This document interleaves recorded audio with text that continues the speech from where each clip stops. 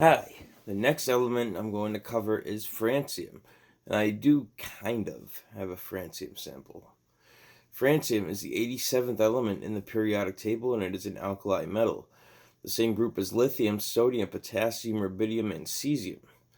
Though it does share many properties with its fellow alkali metals, francium is extremely radioactive. Its most stable isotope has a half-life of only 22 minutes. Since nobody has ever even seen francium before, talking about its density or its hardness would make a whole lot of sense. Its melting point is projected to be 80.6 degrees Fahrenheit, which would be the second lowest among metals after mercury. Its boiling point is projected to be 1,250 degrees Fahrenheit. Keyword there is projected because A, all the francium in the world put together would only be about an ounce, and B, it would vaporize from the heat of its radioactivity anyway. So how do I have a sample? Well, there's a pretty big caveat here. This sample contains a microscopic amount of actinium, which is itself extremely rare. It's not even enough to register on a Geiger counter, and it's perfectly safe to have around. Actinium decays into francium on occasion. Francium decays quite rapidly from there, but there will always be a few atoms of francium in here.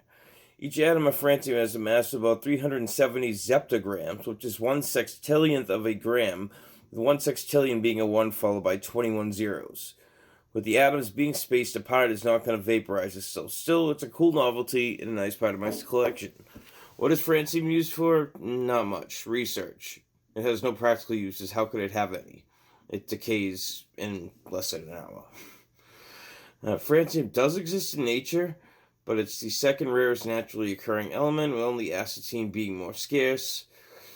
It exists in nature due to the decay of uranium and thorium. Infinitesimally small quantities exist in uraninite.